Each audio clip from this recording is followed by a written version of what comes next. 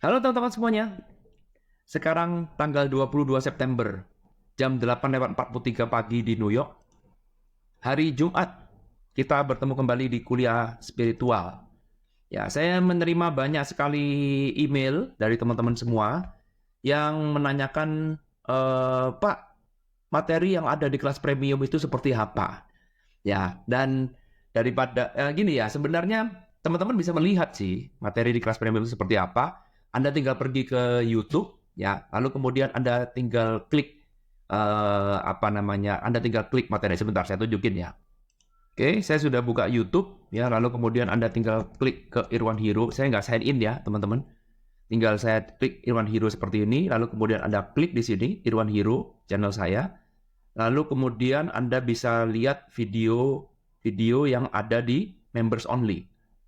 Perhatikan di sini ya. Ini ada namanya members. Perhatikan di sini saya tidak sign in, teman-teman. Jadi ini YouTube-nya tidak bertuan. Nah, Anda tinggal klik Irwan Hiro, lalu kemudian Anda bisa klik di sini ada namanya members only. Jadi ini adalah members yang ada di YouTube. Ya, lalu kemudian Anda bisa lihat ini premium, ada kelas basic, ada kelas medium. Kalau med ini medium, kalau premium ini premium, kalau basic ini basic. Ya. Jadi teman-teman bisa melihat sendiri kira-kira jadi kayak apa di sini terusnya member only. Jadi yang bisa buka di sini cuman yang member. Gitu ya, teman-teman.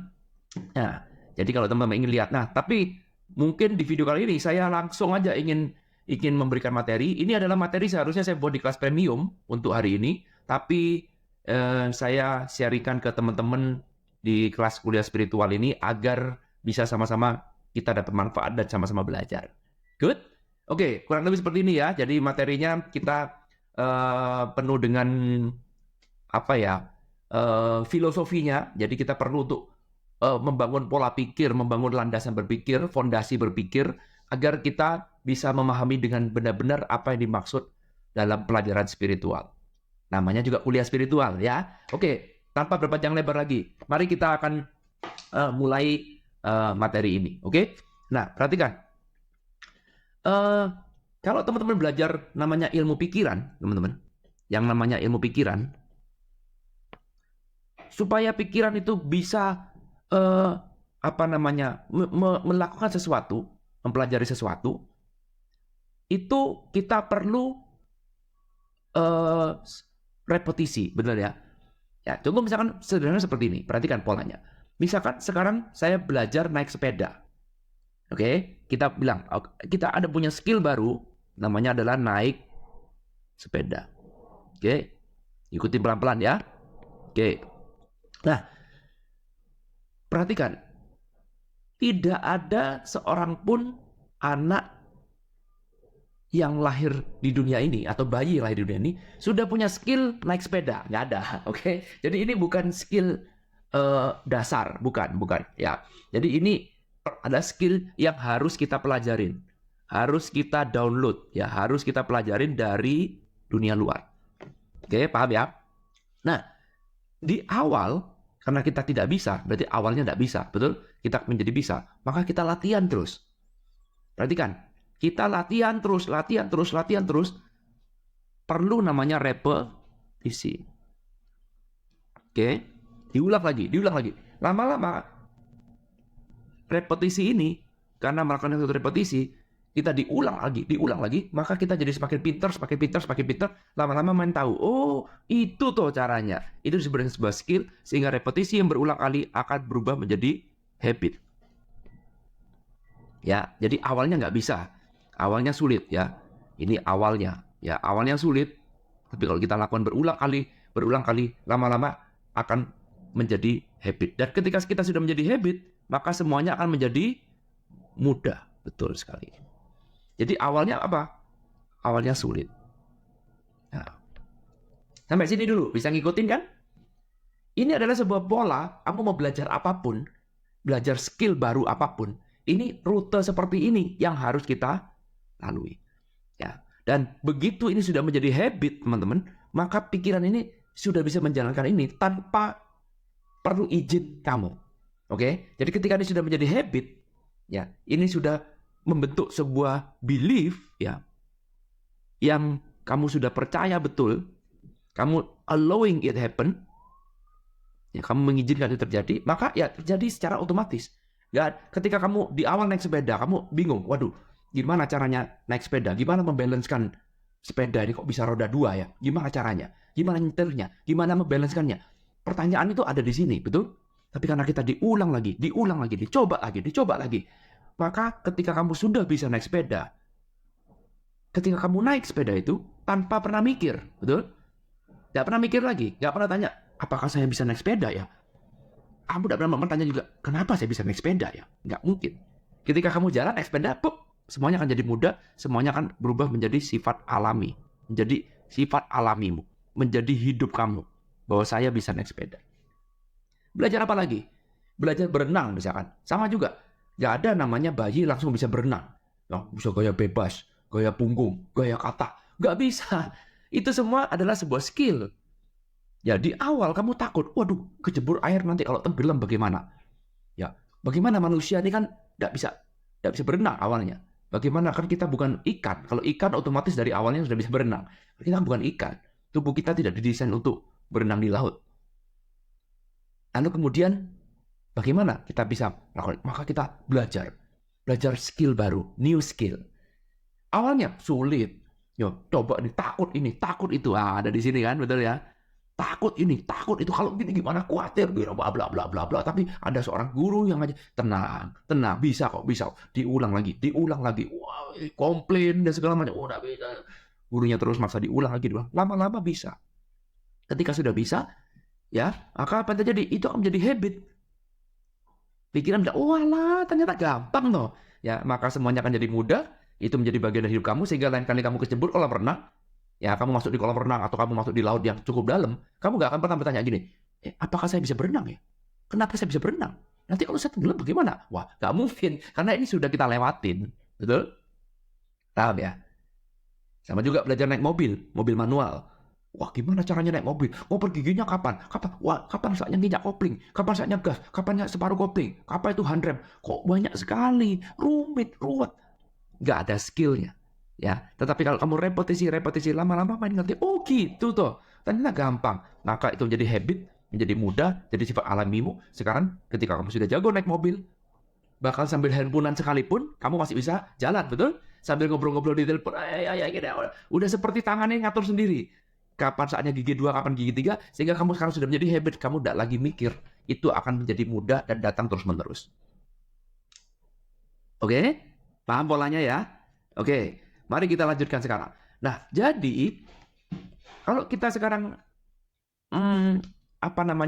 semua itu bergantung di awalnya, betul ya?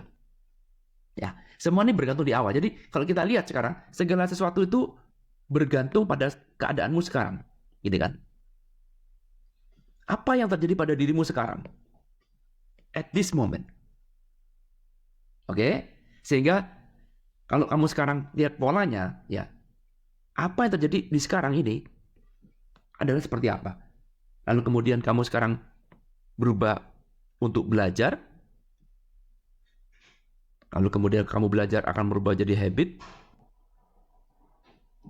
Dan kalau sudah menjadi habit, maka ini akan menjadi hidupmu. Ya, hidupmu. Ini akan menjadi hidup, artinya ya ini akan berulang-ulang terus dalam hidupmu, betul? Ya. Semua bergantung pada at this moment. Kalau awalnya kamu merasakan bahwa saya gak bisa berenang, tapi kemudian saya mau mencoba untuk agar saya bisa berenang, bisa berenang, maka this momennya ini berubah dari yang tidak bisa, berusaha untuk jadi bisa, betul? At this momennya. Kata kuncinya di sini. Sehingga kamu sekarang terus belajar untuk menjadi bisa. Lama-lama habit menjadi bisamu ini akan menjadi habit, betul?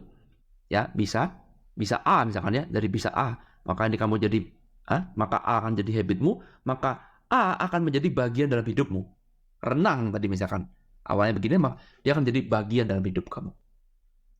Jadi semuanya tergantung pada at this moment. Kata kuncinya itu, saat ini. Tergantung pada saat ini. Sehingga kalau sekarang kita mau menggunakan analogi yang sama, kalau misalkan kamu sekarang at this moment, kamu merasa bahwa saya hidup penuh dengan penderitaan. Derita. Dan kamu tidak mengubah itu. Kamu malah mengajarkan karena kamu melakukan repetisi terus, ya, repetisi terus. Maka kamu sekarang belajar untuk menderita. Betul? Sehingga penderitaan menjadi habit kamu, itu adalah bagian yang kamu ketahui. Dan terus-menerus, lama-lama derita akan menjadi hidup kamu. Karena apa? Penderitaan itu diulang lagi, diulang lagi, diulang lagi, datang lagi, dan penderitaan itu menjadi bagian dalam hidup kamu. Inilah asal muasal penderitaan. Karena itu Eckhart Tolle mengatakan, inilah pentingnya at this moment. Karena apa? Inilah tempat di mana kamu bermula dari semuanya. Oke? Jadi nggak usah mikirin masa depan di sini. Fokusnya, ini adalah future, betul?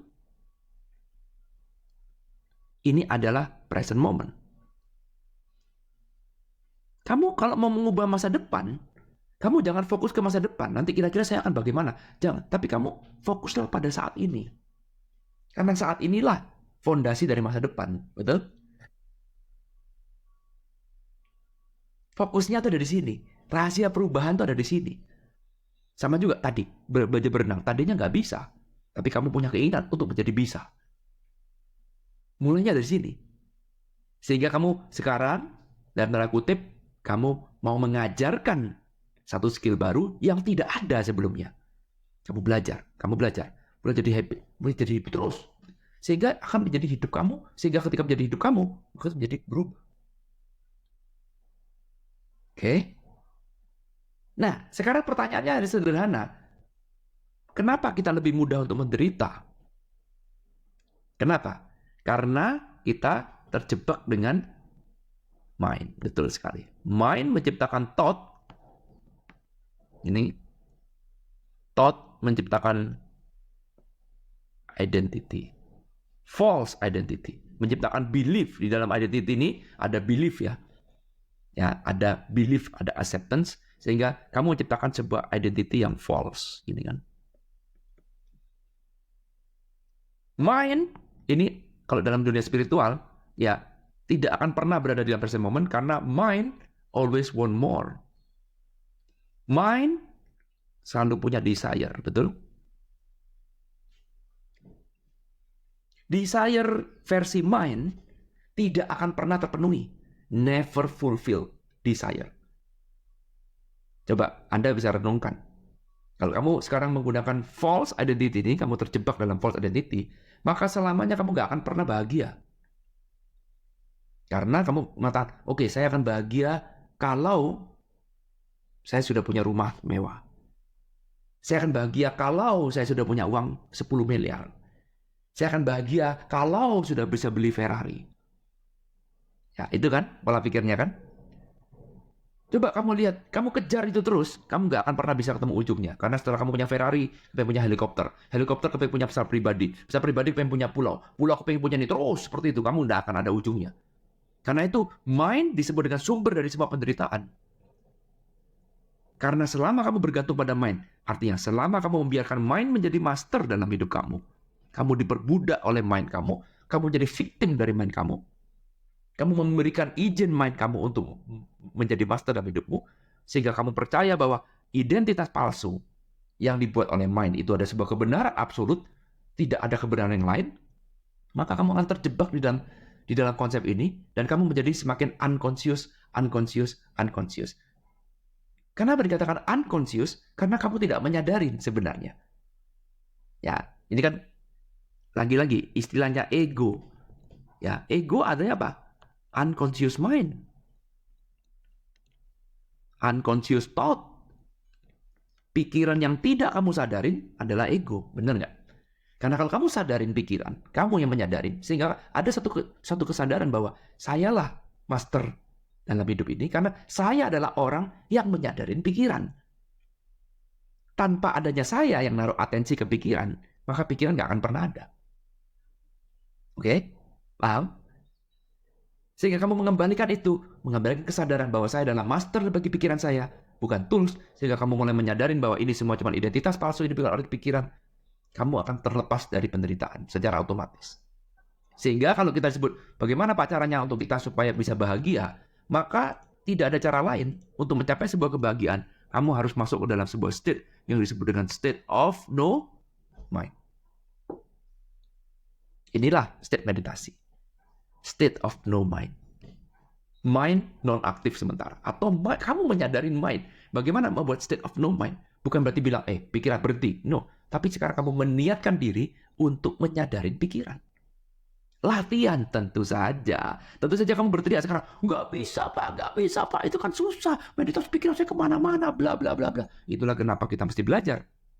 Kita praktek, belajar, lakukan kesalahan, praktek, belajar. Sehingga kalau ini bisa kita lakukan, inilah kita bertemu dengan real happiness. Happiness yang kita sebut sebagai happy for no reason. Happy for no condition. Wow. Nggak ada syaratnya. Bagaimana Pak caranya supaya saya bisa mencapai real happiness? Apakah saya harus melakukan A, melakukan B, mencapai A, mencapai B? No. Ya ada kondisi. Ya inilah karena ini ada sifat alamiahmu. Semakin sering kamu lakukan seperti ini, tentu saja kita lakukan ini di dalam meditasi kita, betul. Dan meditasi kita cuma sebagian kecil. Bukan tiap hari meditasi terus. Bukan satu hari meditasi 24 jam. No. Meditasi cuma 5 menit, 10 menit. It's okay. Yang penting rutin. Yang penting kita tahu. Apa maksudnya, apa kualitasnya. Kita lakukan terus. Maka apa yang terjadi? Semua bergantung pada at this moment. This moment kita melakukan no mind. Kita pelajarin terus. Kita jadikan ini sebagai habit. Maka jadi hidup kita. Maka perhatikan. Kebahagiaan seperti ini akan sering datang dalam hidup kita. Meskipun percobaan datang, meskipun problem datang, kita bisa menerima. Kita akhirnya menyadarin bahwa gak ada namanya manusia itu superhero, gak ada. Bahwa kamu datang ke dunia ini, kamu harus menghadapi suka dan duka. Dan ketika suka datang, kita menyambutnya dengan sukacita. Ketika duka datang, kita pun menyambutnya sebagai sukacita. Karena dua-duanya adalah tamu yang tidak terbantahkan. Kamu gak bisa nolak. Gak ada kehidupan di dunia ini happy terus, gak ada. Tapi kuncinya adalah bukan apakah yang di luar datang ini bisa bikin kita happy atau sedih, bukan. Tapi seberapa besar kita bisa menerima itu. Karena tidak ada hal yang bisa kamu lakukan selain kamu menerimanya. Oke? Paham ya? Sehingga poin dari video ini adalah, bayangkan kalau sekarang kamu membawa praktis ini dalam at this moment. Ya sekarang belum bisa, gak apa-apa. Saya lakukan lagi. Coba lagi, terus-menerus seperti ini. Sampai akhirnya berubah jadi habit, menjadi hidup. Maka apa yang terjadi? Bukan terus kemudian hidup kamu jadi happy terus, kaya raya, tajir melintir, beruntung terus. Bukan. No. Tapi sekarang kamu lebih bisa menerima. Kamu bisa lebih welcoming. Apapun itu yang terjadi dalam hidupmu. Bukankah itu adalah kebahagiaan? Jadi disebut dengan real happiness adalah seberapa kamu bisa menerima segala sesuatunya secara apa adanya. Lakukan praktis ini terus-menerus. Jadikan ini sebagai habit dalam hidup kamu. Dan perhatikan.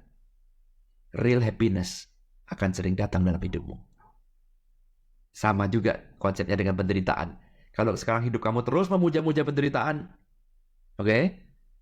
Maka penderitaan yang kamu puja-puja itu akan terus datang dalam hidup kamu. Karena dia sudah menjadi bagian dalam hidup kamu. Bisa dirubah? Bisa. Semoga bisa dipahami ya teman-teman. Pahami konsep dasarnya. Kalau masih belum paham, bisa di-pause video ini. Bisa diulang-ulang video ini. Dan jangan lupa dicatat. Belajar apapun kalau Anda tidak mencatat, sulit teman-teman cuma nonton video ini. Tapi Anda dicatat dan kemudian Anda boleh diskusi. Kalau Anda ikut kelas premium, Anda bisa diskusikan ini di kelas Telegram. Plus, Anda juga bisa diskusi pada saat kita live meeting setiap hari Sabtu. Jadi setiap hari Sabtu kita bisa meeting live Zoom bersama-sama. Anda bisa diskusi seperti ini. Kita sama-sama diskusi sehingga pemahaman ini jadi lebih bagus. Baru kemudian kita bisa praktek bersama-sama. Untuk mengubah hidup kita jadi lebih baik. Itu ya. Sudah menjawab pertanyaan apa kira-kira video di kelas premium? Semoga video ini bisa memberikan gambaran, bisa bermanfaat bagi teman-teman semuanya. Silakan komen-komen dan like video ini kalau memang benar-benar bagus. Di-share juga boleh. Bebas kok. Saya nggak punya hak cipta apapun. Thank you udah nonton video ini. Ketemu lagi di kuliah spiritual selanjutnya. Thank you. I love you all. Bye.